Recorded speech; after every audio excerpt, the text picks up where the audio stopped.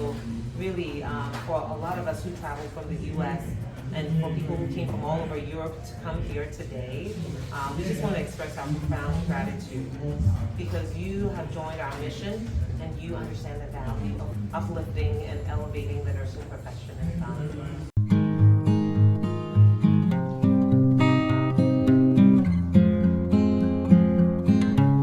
Hi, welcome to the Chronicles of an African Diaspora Nurse. It's a sunny summer afternoon in July, and I'm heading towards North London to attend the Ghanaian Diaspora Nursing Alliance networking event at the Victoria Hall.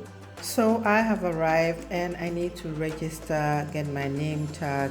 I was in time for the individual introductions, which were interesting.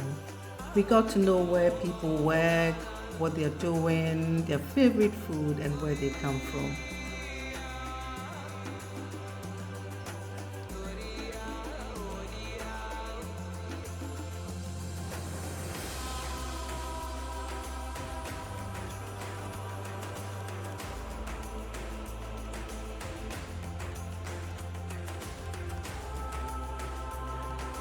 It's time to take a break and have some finger foods. There were 3 groups in the breakaway session after the break, which were the ANP, that is the Advanced Nurse Practitioner Group, the Research and Education Group, and the NHS and Social Care Career Pathways Group. The Advanced Practitioner Group was led by Dr. Matilda Decker, and this group had discussions around career pathways in terms of post-registration, how people can, explore the path of advanced nurse practitioner. They talked about issues like how to get into leadership and branch into research, and also how long post-reg you could be thinking about doing your master's, and generally encouraging people not to be comfortable at band 5 and band 6. Because the truth is, there are many people stuck at these bands, and people thinking about the money, doing extra shifts. So this was really a good motivating space to encourage people, to instill that belief in them that you can do it, you can aspire higher if you put your mind to it. They also discussed developing the ANP specialty in Ghana with the various nursing faculties. The research group was chaired by Angela Gori, lead research nurse, and what was discussed mainly were on nursing research, clinical research, and conducting research in the clinical setting. And also evidence-based practice. We all know as nurses that every care we deliver should be evidence-based. So how people can get involved in the different kinds of research. We talked about pharmaceuticals, biotechnology space, and the new gene therapies.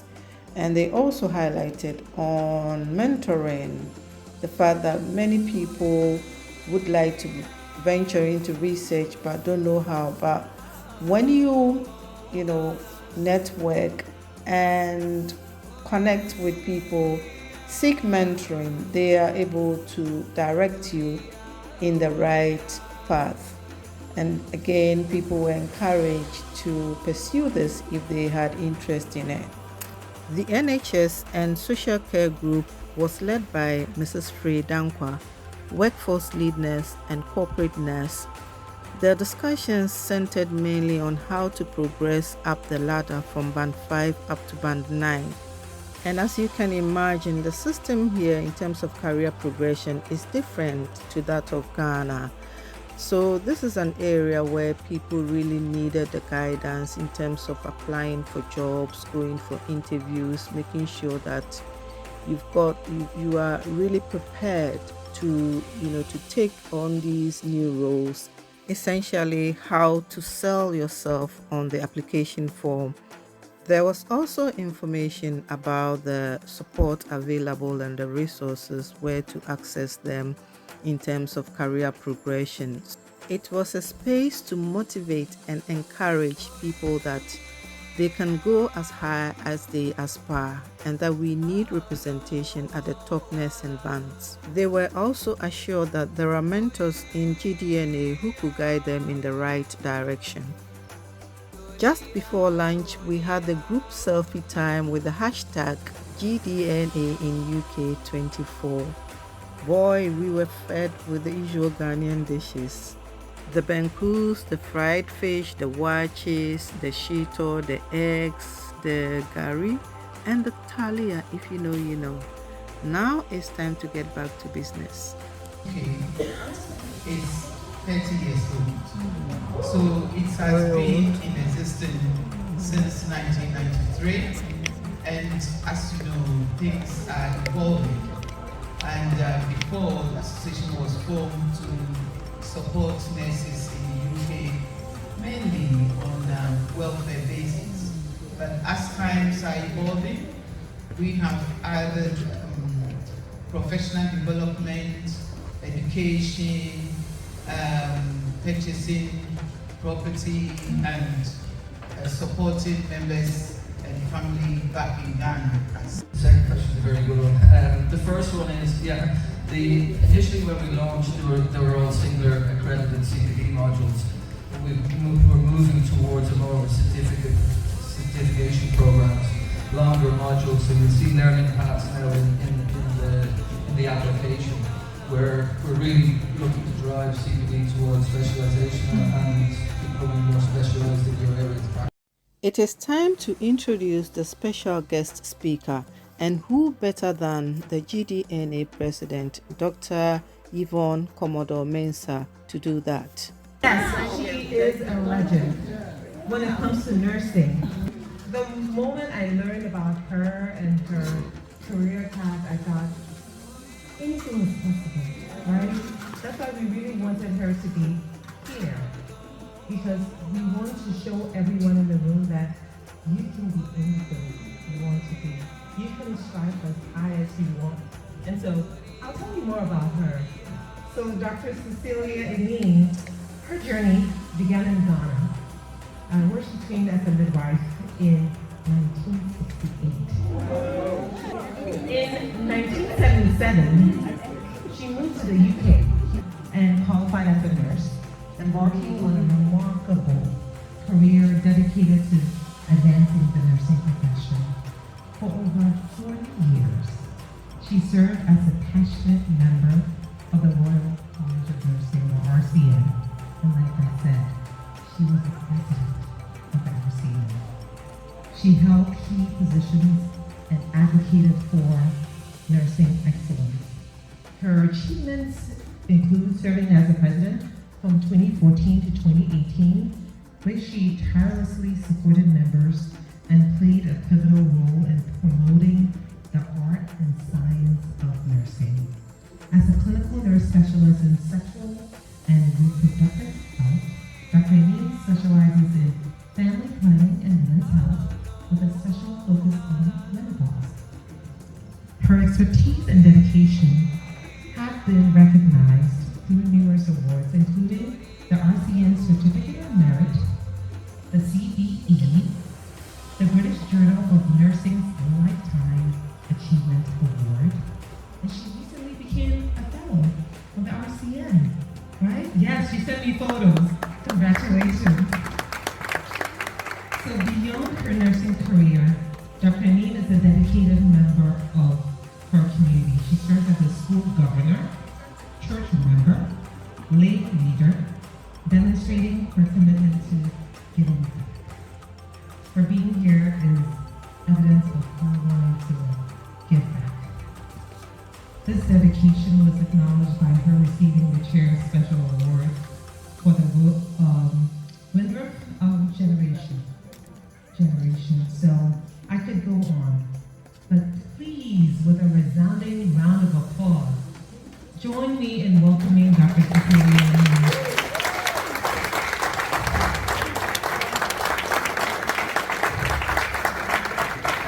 So we invited her, you can stand for a little bit, as she makes her way here. We invited her to share some remarks about her journey, how she got here, how she got to where she is.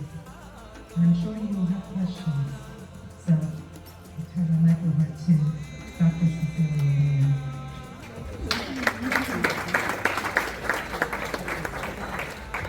Good afternoon, everybody. Good afternoon. Are you all nurses? Yes. Midwives among you? Yes. Okay. Healthcare support workers among you? We are all belong to the nursing family. And we all believe in that four-letter word, care. That is why we are all here. As Yvonne said, I was born in second grade. Are there any Fantis here? We are here. I'm a Fanti. Born in second grade. So I have to use it. Born in second grade. And I went to school in Kumasi.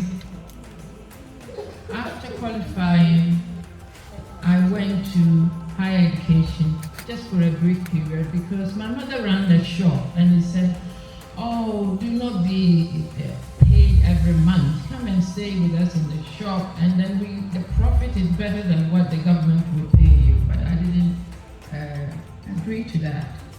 So I started my midwifery training at Kompanachi Hospital, where I qualified in 1968.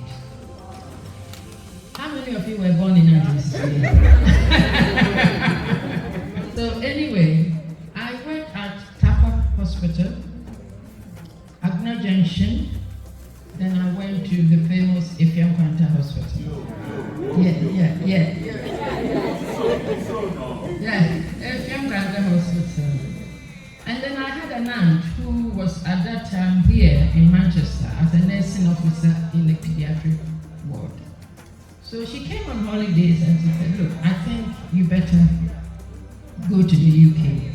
So she helped me, and I arrived at the shores of England in 1972. It was a shock, cold, and I asked myself, when I was in Agna Junction, I had my own quarters, I had everything, and on market day as a midwife in the health center, the villagers will bring me all the food I need. What am I doing here?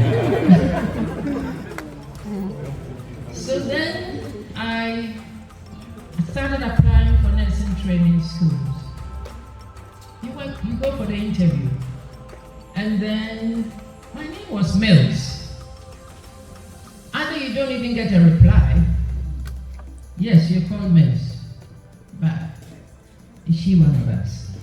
Dr. Enim went on to talk about how she persevered and enrolled in a nursing school. She shared some of the experiences she had in her nursing career and how she rose up the ranks of nursing into leadership. Her commitment and advocacy work for the welfare of nurses saw her join the Royal College of Nursing. She ultimately landed the position of RCN President from 2015 to 2018. The RCN celebrated its 100-year anniversary under her presidency, an achievement which was recognized globally. She encouraged all of us to go higher in our careers, and in her words, the glass ceiling is broken. Let's hear what some of the nurses had to say about the event. It is a privilege to be here this afternoon to meet the executives of the GDNA and also to meet all the participants. They were dynamic, a lot of enthusiasm among them, and it is reassuring to see how enthusiastic young Ghanaian nurses I met today. Also coming today, I met,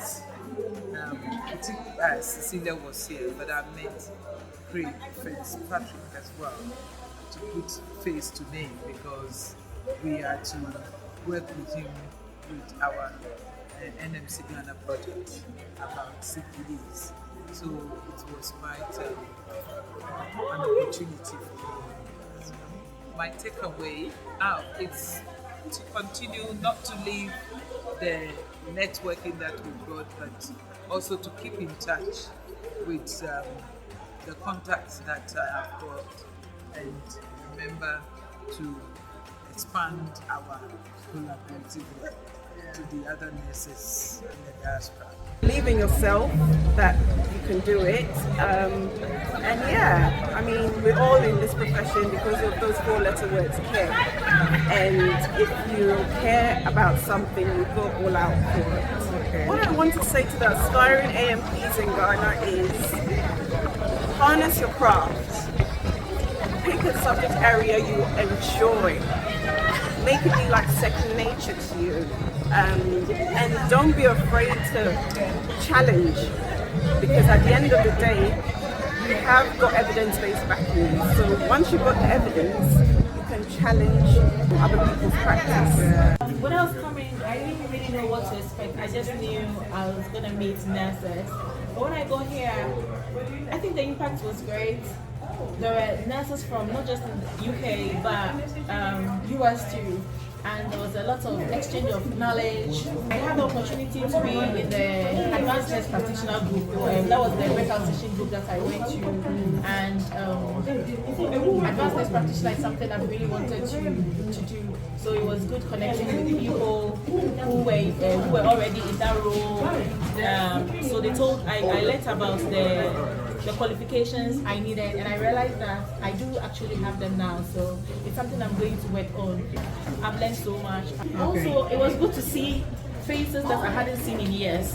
So nurses from all over UK came, and I just realized that there's a lot of Ghanaian nurses here. So it was good reconnecting with old friends.